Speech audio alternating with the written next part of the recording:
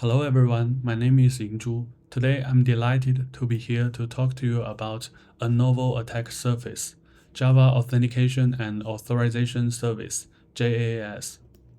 First of all, let me introduce my team. The first one is Ziyang Li, and the second one is Jian Zhou, and the last one is me. We are security engineers from Alibaba Cloud. Then, let me introduce the agenda. First, I will introduce something about JAS. Then, I will compare the previous research with our new findings. And next, I will discuss the process of hunting bugs in other Java libraries. And then, I will explore the impacts and differences. And finally, I will conclude with takeaways. Let's move on to the first section. First, you may wonder, what is JAS? JAS is a popular authentication and authorization framework. It supports authentication via username and password, LDAP and Kerberos. So how can we use JAS? Let's take a look. The main method of the sample ACN class performs the authentication. If auth succeeds, it will print the current subject. The code for authenticating the user includes 3 steps. Step 1, set login config. The login config file defines an entry named sample and its login config. Step 2, instantiate a login context. There are 2 arguments. The first one is the entry name defined in the login config file, sample, and the second one is a callback handler. Step 3, call the login method of the login context to carry out the authentication process. The program runs like this. First, it prompts the user to enter a username and password, and then it verifies them. If the verification is successful, it will print authentication succeed along with the current subject. Now, let's use the sample code to understand how JAS works. First, we need to understand the core classes and interfaces of JAS. The first one is subject. It represents information for an entity, for example, a person or a service. The second one is login context. It helps develop an application independent of the underlying authentication technology, and it consults a configuration to determine the login modules. The next one is login module. It implements different authentication technology, for example, LDAP and Kerberos. The next one is callback handler. It communicates with the user to obtain authentication info. The last one is callback. The login module passes an array of callbacks to the callback handler. After understanding the core classes and interfaces, we can move on to the analysis of the sample code. In line 2 and 3, we specify the login config file URL by setting the Java system property, Java security auth login config. The file structure is shown here. It begins with an entry named, used by the application to refer to this entry. The content of the entry includes login module name, flag, and options. The login config file used in our code is shown here. An entry named sample is defined and used by our sample code. The entry specifies that the login module to be used to do the user authentication is sample login module, and that this sample login module is required to succeed in order for authentication to be considered successful. The sample login module succeeds only if the name and password supplied by the user are the one it expects, admin and admin123 namely. In line 4, the developer instantiates a login context and passes 2 arguments. The first argument is the name of the entry in the login config file, sample, and the second one is a callback handler. It performs the user interaction and obtain authentication info from user, which we will discuss later.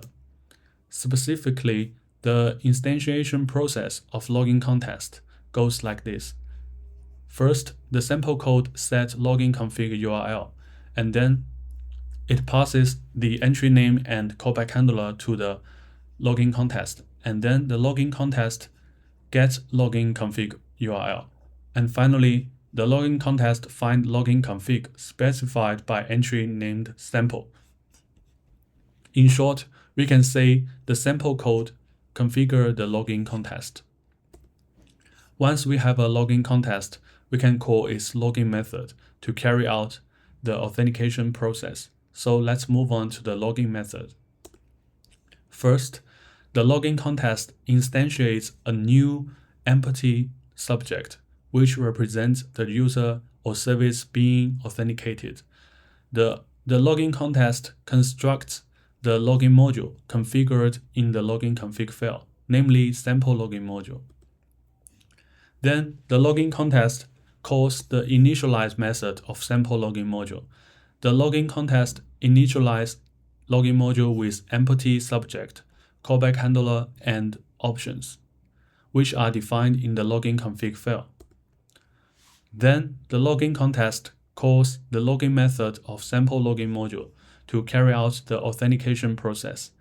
The sample login module will pass name callback and password callback to the handle method of callback handler in order to obtain username and password. Next, let's move on to the handle method of my callback handler. It will obtain username and password from user through standard input and then return the username and password. And this is the diagram. Obtain username, password, and return to the login module. And then the login module will check whether the name and password are correct. If true, the authentication is successful. Finally, if the authentication is successful, the login context will call the commit method of sample login module and the sample login module will populate the subject with a principal representing the current user. And this is the complete process of login method of login context, consisting of 9 steps. After authentication, we can call getSubject method and utilize the subject. Now you have understood how to use JAS and how it works. JAS is a security framework, but if it is used improperly, it can bring some security risks. Here is an example, CVE 2023-25194 of Kafka client. When users can control Kafka connection string, they can trigger JNDI injection, which may further lead to RCE. First, the attacker set up an evil JNDI server, and then he passes an evil connection string to the Kafka client, and then the Kafka client will look up the evil JNDI server, and the server returns some evil payloads. And finally, the JVM is taken over by the attacker. Here is the POC. This program acts as a Kafka client using the connection string provided by attacker to connect to the Kafka server. We can see there is an LDAP URL in the payload, and this is the key point. When we run the POC, nothing happens but an exception. But if we check the LDAP server, we can find that the Kafka client requests the server, and then the server responds with evil payload. And finally, the Kafka client is taken over. Before we move on, I'd like to ask a question. Are you familiar with the POC? Yes. This part of the POC is very similar to JAS login config file in our sample code, which I have demonstrated in section 1. So here's a question. What is the relationship between Kafka client and JAS? We can find the answer if we review the exception of the POC. We can see some familiar classes and methods: login context, login module, They are the core classes of JAS. If we debug the POC, we can find that the Kafka client utilizes JAS. First, instantiates a login context, and then call the login method. The code of Kafka client is very similar to the sample code, but there is something different. What is it? The construct method are different. The Kafka client calls the constructor with 4 arguments, and the sample code calls the constructor with 2 arguments. So let's move on to the 4th argument, configuration.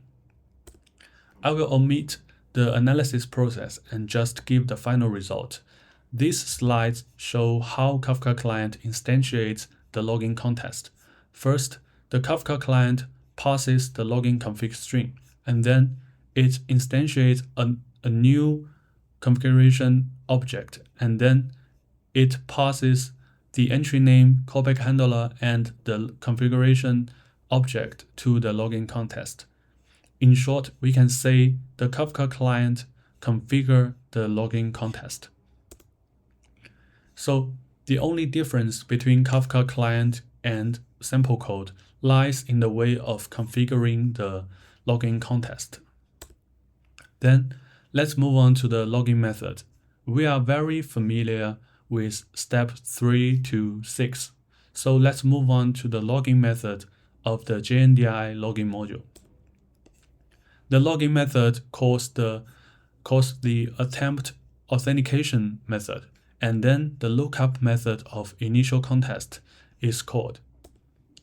Before we move on, I'd like to briefly introduce the lookup method here. The lookup method is a very common thing in Java security, just like execute method of runtime and the read object method. And lookup with an untrusted address leads to RCE. Here is the attack process. First, the attacker set up an evil JNDI server, and then the attacker passes an evil JNDI URL to your application code. If your code look up this address, the server will return some evil payload to your JVM, and then your JVM is taken over by the attacker. Now, let's go back to the code. The variable user provider can be specified in the login config, so it can be controlled by the attacker. Then the variable user provider is passed to the lookup method, so we can control the address. When the server look up this address, it will be taken over. We can use a diagram to show the attack process. First, the attacker set up an evil JNDI server, and second, the attacker passes an evil connection string to the Kafka client.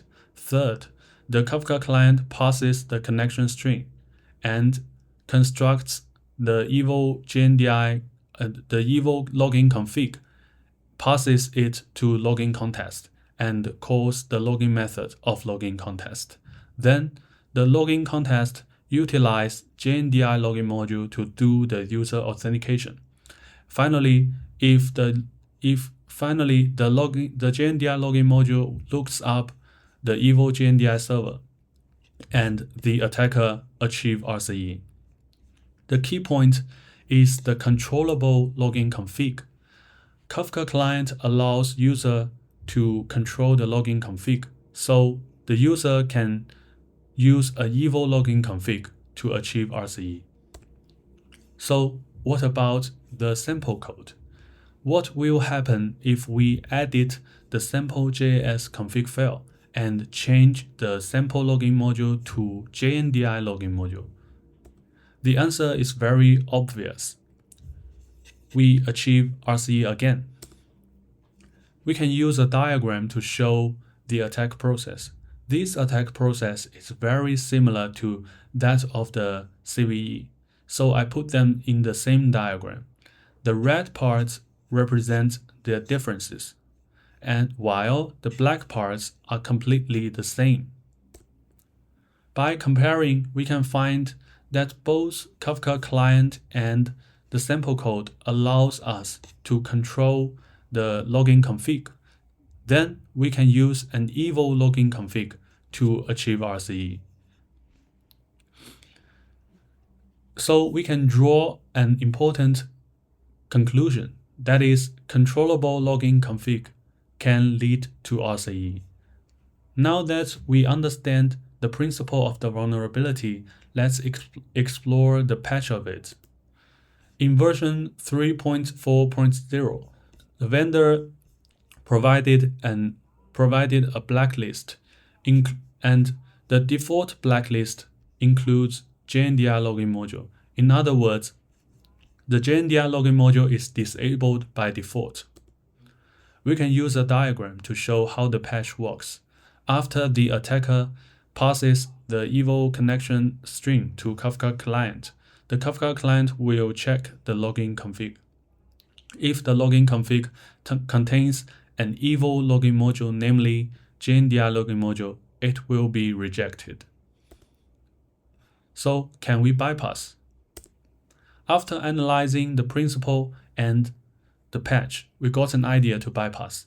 That is, find other login modules. If we can find a new evil login module, just like JNDI login module, we can achieve RCE again.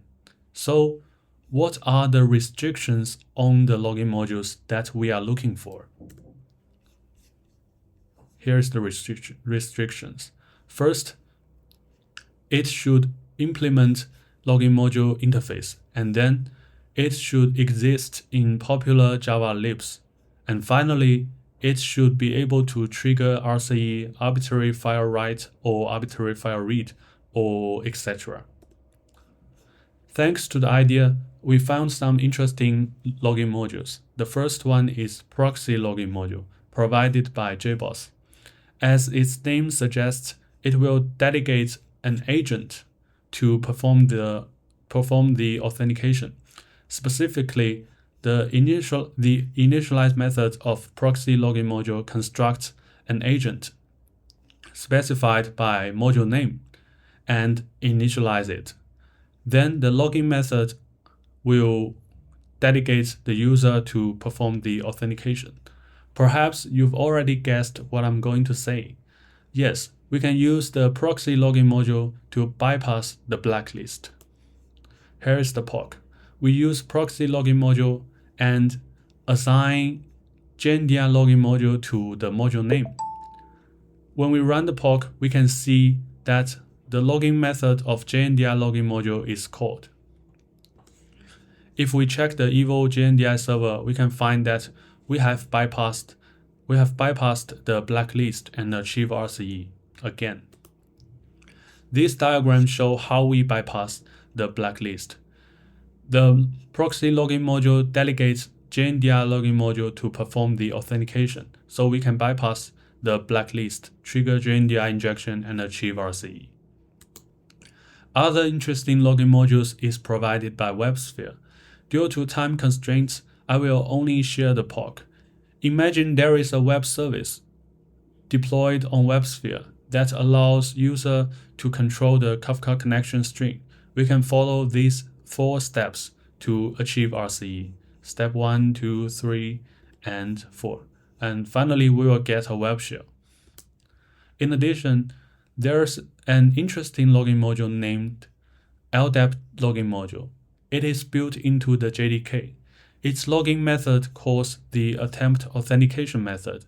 When authenticating the user, the login module will first obtain name and password via a callback handler, and then it will check whether the password is blank. If not blank, it will instantiate an initial LDAP contest, which will trigger JNDI injection. Briefly, if we can find a callback handler that can provide the password, we can trigger JNDI injection and achieve RCE. So our goal is to find a callback handler for LDAP login module. There are 3 restrictions on the callback handlers that we are looking for. First, it should be able to handle name callback and password callback. Otherwise, we may receive an unsupported callback exception. Second, it should be able to obtain a password which is not blank. And most importantly, it should implement authenticate callback handler, which is an interface provided by Kafka. Otherwise, we will receive a class cast exception. To be honest, it is extremely challenging to meet all three conditions simultaneously, especially the last one, which significantly narrow the scope. So, which vendors implemented the interface of Kafka? Luckily, we find one. But due to the disclosure policy, we will use some demo code to share the basic principle of the vulnerability instead of sharing the real POC. We found the file callback handler. It can obtain name and password from a local file. Here is the simplified code of file callback handler. First, it will read key value pairs from a file, and the file path is controlled by us. And the column is used to separate each key from its value. Then it will get value by user-controlled keys. And the values will be treated as the name and password separately. It seems that we have found a callback handler that meets all three conditions simultaneously. But the file named user config is created by us. Can we find a more common one? /etc/password can be used to replace the user config file. After replacing the file path, we need to replace the origin keys with root. Then the handler will treat the string after root column as the name and password. Then we can construct the final payload. We use file callback handler, LDAP login module, and the file path is /etc/password, and both the name key and password key are root.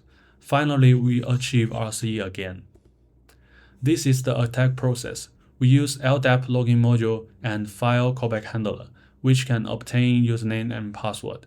Then the LDAP login module will look up the evil JNDI server. Finally, we achieve RCE again. Thank you for your attention. Now I'd like to hand it over to Jian Zhou, who will discuss hunting bugs in other Java libraries. Hello everyone, I'm Jian Zhou. After some background knowledge and some vulnerabilities about Kafka client, next come to the most exciting part, and I will share some vulnerabilities we found. First, let's take some time to review the root cause of the Kafka vulnerabilities, and that is the JAAS config can be controlled by user. That will be a problem. Have you ever imagined that there are many softwares that may also have this kind of problems? With these questions in mind, let's simply search it on Google, and you can see there are a lot of softwares that use JAAS. And since there are so many Java libraries use JAAS, how can we analyze them? So we need to do three important things. And first, we need to summarize the things, and then download Java libraries, and finally, just analyze them. Let me introduce them one by one. First, we need to summarize the things. If we don't summarize the things well, we cannot complete the analyze work. And the first one is one of these things in Kafka client, and you are very familiar with it. If a user can control the configuration, and that will be a problem. And the last two things are Java system property. You may also wonder why they work. Because it can be a remote redress. So if an attacker can control the system property, he can just set it as a remote HTTP URL, and the evil configuration can be loaded remotely. And next, we need to download Java libraries, as many as possible. We can download from Maven or just use Google to download. And last, we need to analyze them automatically and manually. And we can use static program analysis to find some possible things, and then we just review it to find the real bugs. So starting from now, we will introduce the vulnerabilities we have found. And this is the first vulnerability. This is RCE in PG JDBC driver. And this is also the first type. We just call it controllable system property. And you can see the poke is very simple. Just need to set the JAS system property. And then this time, we also need to prepare an evil PG server because the server needs to send some data to the client, and the client will authenticate with the server using Kerberos. And this is the full attack process of this vulnerability. First, the attacker needs to set up an evil JNDI server, and then set up an evil PG server, and set up an evil HTTP server. And the attacker just control the JDBC URL and the system property. And the client will try to connect to the server and then follow the server's instructions to authenticate using Kerberos, and then the JAS will try to fetch the remote JAS config, and then just trigger a JNDI request, and finally RCE. And this is a video demo. First, we need to prepare an evil login config with LDAP request, and then we just start up a HTTP server. And then we start up a evil JNDI server, and here a LTAP server. Next, just start up the evil PG server.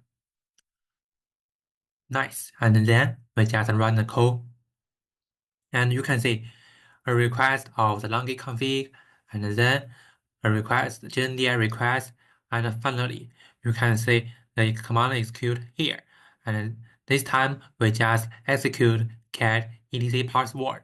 And you can see this is etc password in macOS system because this is our test environment, and you can see RCE successfully.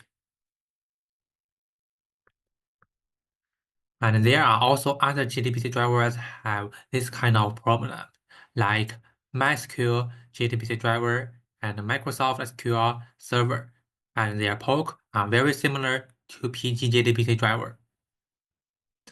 And this is the second type of the vulnerabilities, controllable URL of login config.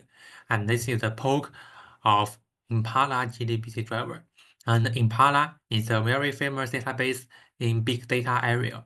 And you can see here, the JDBC URL contains a malicious parameter named curb.js field with the remote HTTP URL.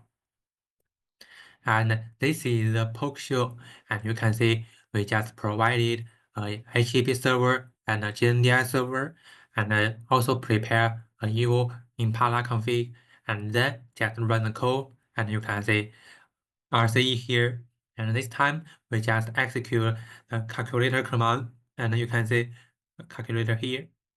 That's RCE. And this is the attack process of this kind of vulnerability. And the attacker needs to set up a evil EP server and an evil JNDI server, and no need to set up a evil database server. And then it just send the JDBC URL to the Impala JDBC driver, and no need to control the system property. And the Impala JDBC driver will pass the JDBC URL and then try to use JAS to authenticate with the server, and then fetch a remote JAS config, and then trigger a JNDI request, and finally RCE. And there are also JDBC drivers have this kind of vulnerabilities. First is the Cloudera JDBC driver, and Cloudera is a very famous company in big data area, and also Databricks JDBC drivers, and Databricks is a very famous company provided big data solutions, and also Excel JDBC driver have this kind of problem. And Exito is a famous company in big data and AI area. And also, there are Spark JDBC drivers, Hive JDBC drivers, and Impala JDBC drivers provided by AWS have this kind of problem. And also, the Hive and Spark JDBC driver provided by Inside Software have this kind of problems. And currently, these vendors have confirmed the vulnerabilities and provide us with feedback that they have applied for CVE numbers.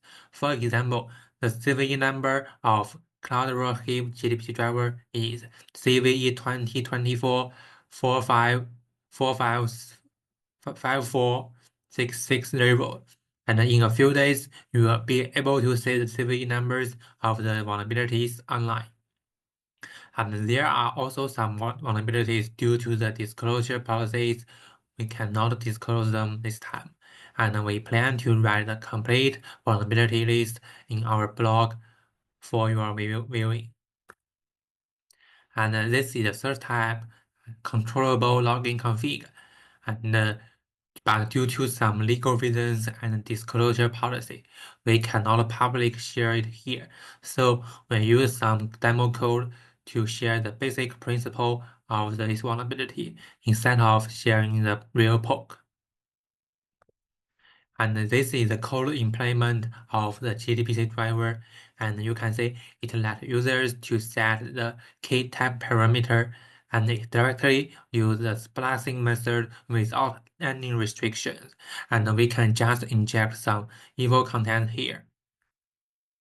And this is the clear raw display, and you can see the key type parameter can inject some malicious content, and here. But there also meets the questions. Does this kind of injection method works? Can we inject some malicious config to achieve RCE?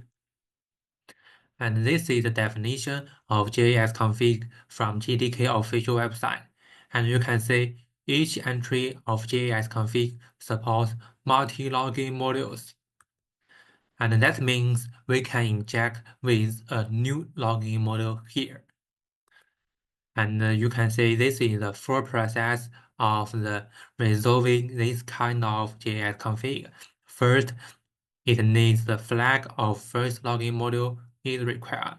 And then, regardless of whether or not the login module 1 login successfully or not, it will finally use login module 2 to login.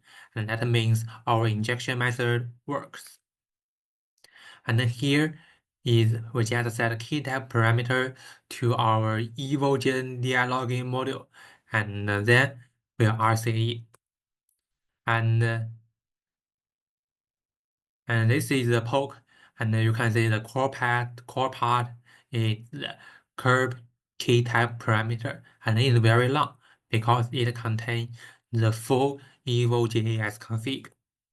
And this is the poke show, and you can see here we no need to set up a evil HTTP server and an evil database server. We just need to set up a evil JNDI server and just run the code. You can see RCE here. Also a calculator. And this is the full attack process of this kind of vulnerabilities. And you can see only need to set up a evil JNDI server. And the attacker send the JDBC URL to the JDBC driver, and the JDBC driver parse the parameter and then create a new login config content with our injection. And then it tries to authenticate using JAS and will trigger a JNDI request and finally RCE. And next, come to the fourth part. Let me introduce the impact of this kind of vulnerabilities. And I think you may also be very curious about the impact of these vulnerabilities. First, we can use this kind of vulnerabilities to take over the cloud service provided by cloud vendors. And what is cloud service? And since some people may not familiar with it, let me introduce it in short words. Cloud vendors deploy service in their own environments and provide them to users after purchase. And the service deployed by cloud vendors are just cloud service, and it is a very simple concept. And then it comes the new questions. Which cloud service are the most likely to be taken over via our vulnerabilities, since there are too many cloud service and cloud products? Based on my experience, I have summarized two types of cloud service. And the first type is the cloud service that assists users in conducting data analysis, because this type of service needs the server to connect to the user's own database. And the second type is data visualization, and it is also a very popular and common product. So how to take over? And you can see in the left window, this is a function called new database connection, and it lets user to set the HTTP URL because the server needs to connect to the user's own database. And in the right window, you can see it's a function called add Kafka data source, because the server will try to connect to the user's Kafka server. And then we can just exploit the vulnerabilities. We can set our poke in the JDBC URL parameter and just simply test connection. And the server will act as a JDBC driver to connect to our JDBC server, and then we RCE. And here we can set our poke of Kafka client, and then the server will act as a Kafka client to authenticate with our server, and then RCE. And this is the architecture of this kind of cloud product. And you can see there is something like called config service, and the users need to send the data source config to the config server, and then the server schedules the request to the executor, and the executor will finally connect to the user database and help users manage data. And attacker just need to send the payload to the config server, and the executor follow the server's request to connect to our evil data source, and then will RCE, and will be taken over by us. And if different users use a shared executor, that means once we control one of the executor, we can also connect to other users' database, and that will be a disaster. And the commercial products are very similar to cloud service. Commercial products are generally deployed locally by user, and the cloud service are deployed by cloud vendors. And I think there are no significant difference between the commercial products and the cloud service. So I won't take time to provide a detailed introduction of the impact on the commercial products. So besides the cloud service and the commercial products, what other scenarios also have this kind of problem? And that is the database server. And we can just achieve RCE from execute SQL, because the database also support external data source. Like here, this is the PG functions. It needs the users to connect to a remote PG server. And also, this is a function in ClickHouse database. And you can see it allows users to connect to a remote MySQL database. And this kind of functions usually implement by JDBC. So if a database supports a vulnerable driver, we can just take over it by executing SQL. And then the next part is how to defend. And I think there are three parts. First, JDK, and I think it is necessary to disallow login config remotely, because it is very risky. And then I think it is better to disable some evil login modules like JNDI login module by default.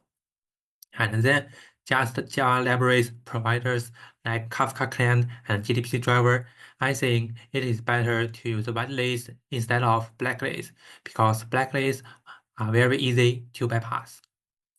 And next is applications like cloud service or commercial products. I think it is not good to trust the input from users, and they are better to use whitelists to limit the user's ability. And I think they should also pay attention to the new vulnerabilities and just update Java libraries promptly. And finally, some takeaways. And after our talk, and I think you can know what JAS is and how to use JAS and how it works. And you can also know some interesting vulnerabilities about JAS and know their root cause. And you will also acquire a new technique to achieve RCE. And as for the software providers, you can also know how to securely integrate JAS into Java libraries. And that's all. Thank you for your listening. And if you have any questions, you can contact us via Twitter. And if you get inspiration from here and discover new vulnerabilities, you can also share the good news with us. And here are some patched JDBC drivers. And if you are using an affected JDBC driver, please upgrade it promptly.